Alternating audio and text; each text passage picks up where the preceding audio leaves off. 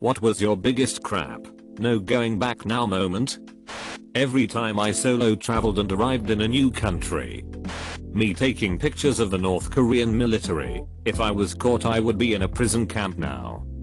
When I was younger, letting my older cousin talk me into a canoe ride down a flooded river. We'd planned it days in advance, but there was a lot of heavy rain in the area and the normally calm river was near flood level and quite rough. I really didn't want to do it, but I didn't want to let him down either, so I still went. I knew as soon as we saw the river this was a terrible idea. The whole thing was a crap show, and I honestly though we were going to die, we had no control, and at one point we got stuck nose down, and a large rock. Knowing if we tipped out we were drowning. We somehow made it out, and to the shore where we walked back with the canoe. Canoeing over a waterfall. I hopped a freight train once, and the moment it hits 15-20 miles per hour, you're just along for the ride. But the real no going back moment came when the train stopped on a siding outside Winnemucca. After waiting there for like 5 hours, I decided to walk into town and get some ice cream sandwiches. As soon as I got 50 yards from the train, I realized if it starts rolling now, I'll be too far away to chase it down. I'll just be stuck in this town for a while. Edit, for you kids out there, riding freight trains is dangerous and illegal, and dirty and loud and unreliable. Don't do it. Also, I should point out that Winnemucca is home to some of America's best Basque restaurants, fantastic cowboy heritage sites, and it's the gateway to the Black Rock Desert. It's got something for everyone, not just stranded hobos. Stepping off that sandbar I could barely reach to swim out to the girl, caught in a riptide, and not knowing how a riptide worked. It took what felt like hours but, spoiler alert, we made it. Too early in the season for lifeguards. I remember calling out to people walking their dogs on the beach, but we were so far out they didn't even look towards us. Mountain biking with some friends on a new trail, which wasn't even a bike trail. We hiked most of the way up, since it was too steep to ride up. Carried our bikes all the way up, rested at the top for a bit, and then rolled over the edge. I remember as my front tire crested, and gravity started taking over I thought, there's no way I'm stopping now, unless a tree stops me. Edit, wow this really blew up, rock on. Who all wants to get a group ride going? Parachute jump. My life is now no longer in my hands. Oh well. Geronimo. Getting in the ambulance after suffering a grand mal seizure from alcohol withdrawals. When I finally said enough is enough and decided I needed to quit drinking before it killed me, I thought I could detox on my own as I was terrified of hospitals. I was wrong. I spent a week detoxing in the ICU, and now, almost a full year later, I'm still very happily sober and I'm completely thriving. When I was about to get on the plane to my first semester of med school, my dad, never one for sentiment, said well, you're now actually worth more dead than alive. Don't screw this up. When I asked my crush if she is ready for a relationship with me, the 2 hours I waited for a reply took forever. Also sadly she said no. Edit, yeah okay I think that blew a bit up.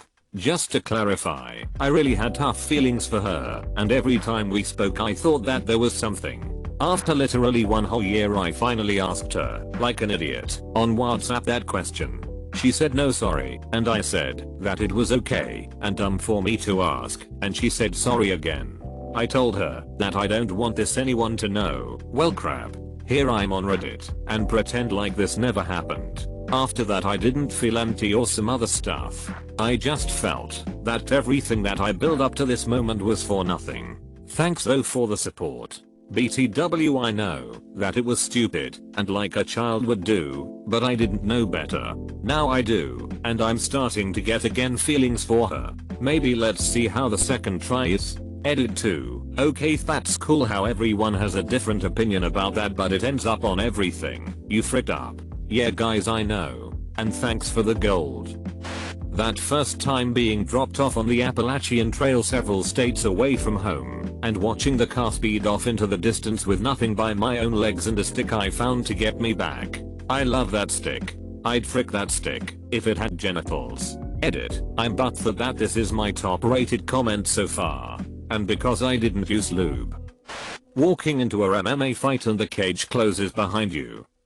Here, try this hot wing. Took a bite, and for the next 18 hours, I could only focus on how this was a crime against humanity. And for those now asking, it was the last dab 30 on a drumstick. It was coated all over.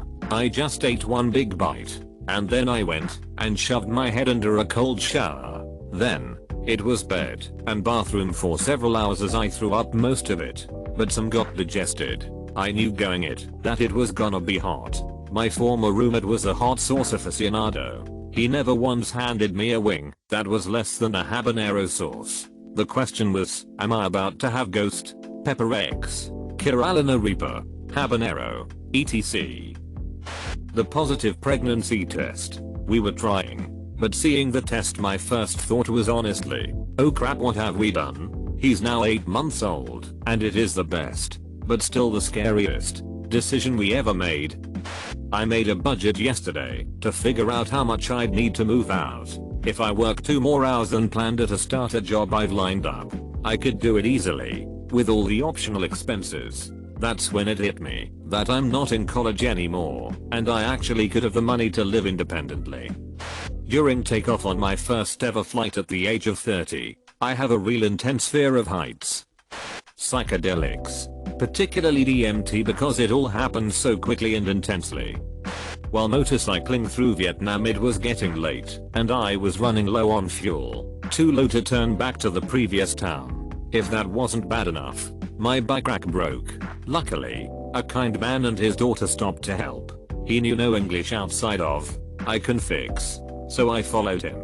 I wore my bags and held the rest in my lap. Entering the town, my jaw dropped. It was complete calamity. The streets were filled with people carrying 2x4s, rocks and bottles. Literally hundreds of people. It was like a war zone, with people smashing scooters and cars on fire. People yelling and fighting. A few individuals were running for their lives with mobs intel. I can still vividly see one man's face as he looked over his shoulder and read, "There were too many people to drive through, so I had to slow down to a crawl." All I kept thinking was, please don't notice me, please don't rob me and smash my face in. Please know I'm with this kind man and his daughter. The moment lengthened as a few of the town folk started to notice me. I was scared crapless, but produced a warm smile. The smile wasn't returned. The kind man looked back, and those who were taking interest in me noticed. Can't help but think it helped. We finally breached the throng of people and pulled down an alleyway to his place. I still didn't feel safe, but I needed gas and my rack fixed. I tried to ask the man why all these people were fighting one another. He just smiled and made the drink gesture. It was during Tet, or the Vietnamese New Year. He fixed my rack, gave me some gas, and wouldn't take any money as payment. However, like Christmas, the kids receive money, so I gave his daughter a fat wad of cash. With his blessing, about 45 minutes later I arrived safely at my hostel in Nirvana. Moving to Europe. For my husband, it was moving home. For me, yeah, nope. But I have a rare disease and American insurance was about to actually kill me. Kept denying medications. I was getting worse and worse, and he managed to get an amazing job in a great city to try to save my life. So 5 years ago, we are 2 hours into our flight there. The flight where we are moving forever, and I was too sick to visit first or anything, so I've never seen it before. And I'm realizing, I'm not actually well enough to fly back to the US. Who knows when I'll see anything or anyone from again. And this is it. And suddenly, I'm just a bit panicking on. Like, what is plane? Where is air? The flight attendant was offering me a cup of tea at that almost exact moment and I just stared at my husband, who is a former Marine and has done all of these insane things. And he looked at me and goes, "Take the tea." I felt like an idiot version of Neo in the Matrix. If you take the tea, the flight keeps going, and you see how far this rabbit hole goes. If you don't take the tea, this poor flight attendant stands here looking like a freaking idiot for even longer. So anyway, I took the tea from the dude, and then I guess it worked, because who can panic while trying to make tea? Turns out it was truly the point of no return. It's been 5 years. The insurance is much better than the US. They've kept me alive when I definitely would have died, but I'm too sick to actually leave. I couldn't even go home for my grandmother's funeral. So, crap. There really was no going back. Unless something kicks in. New treatments etc. I doubt I'll ever see home again. This one is quite literally a not going back moment. As a Boy Scout at summer camp we would always take large group hikes on the last day of camp. This particular camp in West Texas was located in the middle of a deep canyon and cut through with a small stream.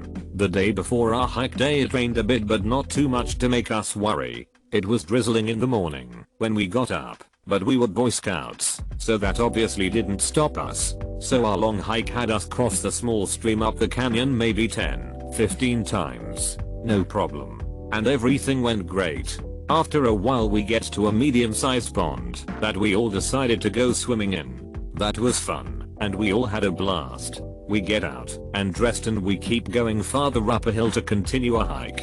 We get to the top and we hear this wonderfully ominous rushing noise. We look over a ledge and see that the water in the stream was moving a bit faster than we remembered. A friend and I volunteer to go back and see what's happened. A flash flood had ripped through the area we had just left moments before. The water in the pond was at least 7 feet higher than it was 5 minutes before, and it was covered in foam and rapidly overflowing.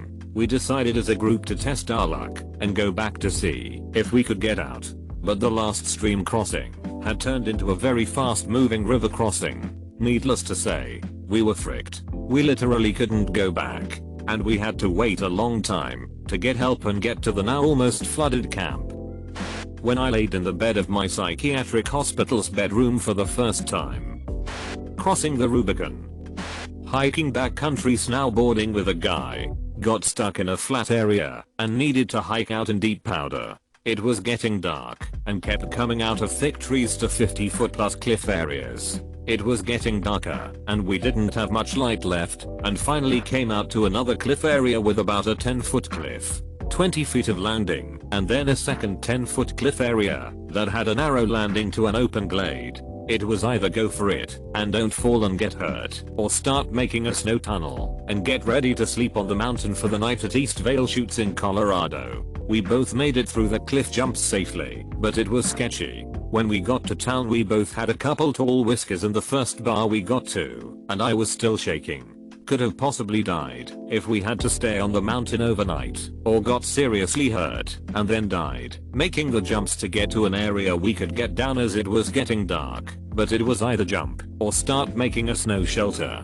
We were definitely not prepared with backcountry gear and got lost in the area, even though we had both ridden it a few times with some experienced people who had taken us down before. Scary and something I will never forget. Packing up my car before telling my husband I was leaving. When my abusive husband was doing his weekly ritual of interrogating me and accusing me of some made up infidelity and goes, well, what's the deal here? Are we just done? Before I could stop myself I was like, yeah we are done. He didn't know until that moment that I had already spoken to a divorce lawyer and the police and had all my ducks in a row to take the frick off. But I was planning on actually meeting with the lawyer before I told him. So then it was 2 weeks of awful Jekyll and Hyde bullcrap before I could leave. I have to say, even though I was like, oh crap, it did feel so freaking good to say it though. Frick that guy. Had this moment just now. Just handed in my bachelor thesis 2 days ago when we found out the wife is pregnant. Crap's getting real, boys.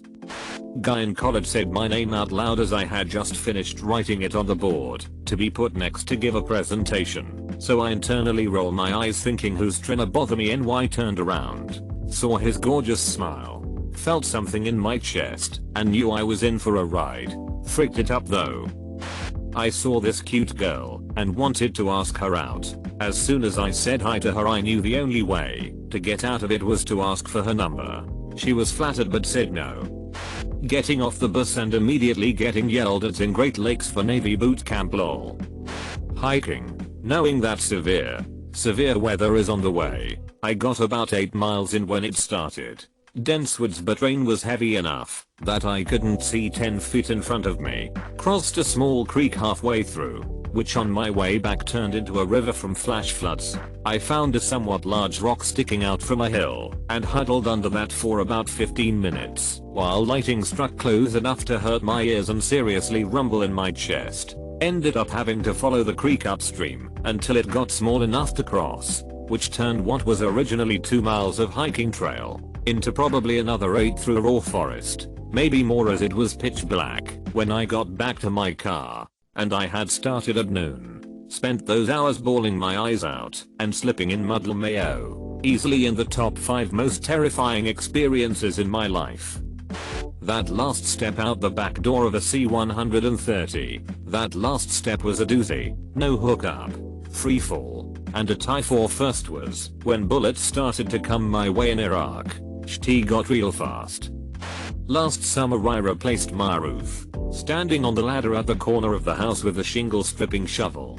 I just stood there for 5 minutes thinking if I wanted to do this or not. Then I ripped off the first few shingles, and there was no going back. Refusing to serve a customer for the first time ever. It may seem small, but it felt like a big win. I work at a cafe and a woman very rudely asked me for a 16 ounces hot coffee. We don't offer that, we just make pour overs. Yeah, we are an expensive bougie shop, and I tried to kindly explain to her why, but told her I could make her 2 coffees if she likes, as long as I stick with the recipe. She demanded I change the recipe. I said no, I can't. She spotted a 16-ounce cup behind me and asked what's that. Things were already very tense, and I grabbed the cup and explained this is 16-ounce cup, but it's only for cold brew. It looks similar to the hot cups, but this one is compostable, made from sugar cane, and will melt if hot liquid is poured into it. She grabbed it out of my hand and demanded I made her 2 coffees and pour them into the cup. I said I can't do that. The cup will melt. She told me she would do it herself, which also wouldn't work because she would have 24 ounces of coffee for a 16-ounce cup. At this point other customers were in there giving me the "oh crap, she's crazy. I'm sorry you're dealing with this sympathetic guy." I knew if she poured the coffee into that cup and burned herself we would have a bigger issue. I said I can't do that. I'm sorry. She demanded I make it again, saying you will make me 2 coffees. She spoke to me so horribly and condescendingly. There was never a please. She spoke to me like a servant, and she was creating a safety hazard. I took a long pause and looked her right in the eye and said, "I'm sorry, I can't let you speak to me that way and I won't serve you." She was shocked. She was appalled. The cafe was silent. My coworker came out from the back, and the customer held her card out to her and said she won't help me so you will. I'll have 2 coffees. And my coworker looked at her and said, "I don't know what's happening because I just got here, but I trust my coworker so I'm sorry, but I won't serve you." It was so cool. Yes, the woman yelled at us, berated us, mocked my voice, claimed I called her abusive, screamed that we were wrong, demanded our names and corporate's contact. I stayed so calm the entire time. Once she left, multiple regulars and customers offered to back me up if I needed support explaining the situation to my manager. I've worked at my company for years and am consistent and trusted. I called my boss immediately and explained the situation. They received an angry voicemail within minutes and stood by me and my coworker. Send a generic "sorry about your experience" email, but not offering her any compensation. It was seriously one of the best feelings. I stood my ground when in the past I have crumbled or allowed myself to be treated poorly in these types of situations. I asked for the respect I deserve as a human being, and my coworkers and bosses supported me. Try it out sometime. It rules. Edited, broken up into easier to follow paragraphs. And thanks for the Yas Queen award. These upvotes made my day. I was renovating 3 apartments and a 9-bedroom house at the same time. By myself. Bam. Quarantine. I just am going for it. Heading towards a hedge at 30 miles per hour. Airborne. I ran away from an abusive home at 19. I called my dad while I was at work later that day to let him know I was okay and not to come looking for me. He's a narcissist, and I was so scared he'd tell the authorities something crazy so they'd track me down for him like my boyfriend had kidnapped me. I'd left my car keys on the kitchen table so he couldn't charge me with stealing it, as he bought it for me. emptied my bank account because he was friends with the small bank owner and taken everything I could with me, and that was a pretty big one. He said you'll never make it without me and my money, and I just said I can't wait to find out. That was 7 years ago now, and I'm making it. The other day I tried forcing the garage door closed while inside, cause it had been catching on something. It slid with a loud bang and I noticed the wire had disconnected from the springs. It wasn't going to open. It's like 800 pounds and the springs help carry the load of the door. So unless I got the wire back on the spring, I was basically trapped. I found some gloves and sunglasses hanging out in the garage already, not safety glasses, but better than nothing, and had to essentially hold the spring with one hand, the wire with the other, and do a chest fly to pull it into place. Adrenaline is a hell of a drug. Getting admitted to a psychiatric ward at 17. I was going through an emo phase, dyed my hair blue-black, started listening to loud edgy music, wore skinny skins, the whole shebang. I always was a shy, sheltered kid that didn't have many friends. School was my #1 priority and had daily classes from the morning till late in the evening. I was also secretly gay, living in a deeply religious family. Video games were my only outlet. When the school stuff started getting harder and demanding more and more of my time, it got harder for me to juggle between getting my homework done and getting my dopamine rush. Suddenly, I started wondering why I put that much effort into school in the first place only to get mediocre results. My grades weren't bad, probably the equivalent of a B+, but not getting an A still made me feel like I had failed. I was also routinely bullied, so I figured that if my grades fell, I would make myself less of a target. To cut to the chase, I tried to make myself more likable and got acquainted with emo and alternative culture. Boy, did my mom not like that. She started wondering why her son turned from a nerd to this circus act, straight up asking me if I was doing drugs. I wasn't. BTW. But it didn't matter. She figured there's something wrong with me. So she started dragging me around from one psychiatrist to the other. When the doctor eventually said that there's nothing wrong with me and it's just normal teenage hormones, we would immediately visit another doctor to get a second opinion. Eventually, she booked an appointment with the head of a psychiatric facility, for which she paid an exorbitant amount of money, around $200, which was 4 times larger than the hourly rate of the previous doctors. He asked me a few questions, most of which were answered immediately by my mom, and after about 5 minutes gave me a depression diagnosis. He said that I'd need to start taking antidepressants, and that I'd need to stay in a psychiatric ward for a week,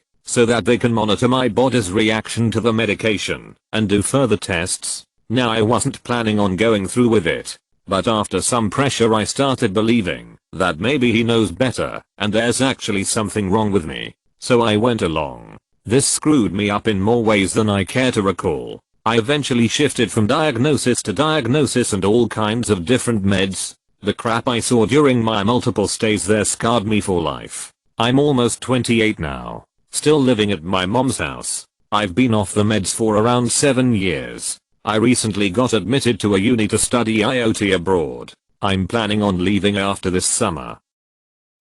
Got a general anesthetic for wisdom teeth removal. After waiting what felt like an eternity in a little prep room, I was just thinking about using the restroom, just for something to do, when I'm swarmed by nurses, or whatever. Before I could react, they stuck things all over me, and one of them got the drugs in me, and I could immediately feel effects. I remember vividly thinking, well frick, no going back now, as they wheeled me to theater. And then the procedure and recovery went as smoothly as they could have gone. When I saw my girlfriend's, now wife, eyes light up at the jewelry store when she laid eyes on what would become the engagement ring, the last 2 months of talking about marriage suddenly felt much more real and serious. 1. When my wife showed me the positive pregnancy test while we were already in the process of adopting. 2. When the ultrasound tech said, and here's a second heartbeat. When I was on my way to see a girl I had been talking to online for 3 months who lived on the other side of the world. Just put all of my eggs in one basket and said frick it. The crap. No going back now, feeling really hit when the plane took off. That girl is now my wife. Sometimes you just gotta go for it. When a guy kissed me for the first time after bar hopping with his friends, I knew I was in trouble. It's been 3 years now, and he's snoring next to me. Told my mom I was a lesbian after she asked if I liked one of my guy friends. Signing the lease to an apartment with my long distance girlfriend. Moving 6 hours away from home. It's relatively not that bad. But no matter the outcome, my life won't be the same after this. When I called my roommate an idiot and she overheard me and said, "What did you just call me?" And I was like, crap, now I have to own it. I said, "You're a frickin' idiot." When I decided to venture alone on a hiking trail through the Brazilian rainforest, realized there was no phone coverage after half an hour, kept walking for another hour, and finally saw a sign of civilization. A literal sign. Just that. It said, "Beware of coral snakes." Saying I do. Giving birth. I was not ready. When I came out of my mother's cervix. Cutting the fenders for a wide body kit installation.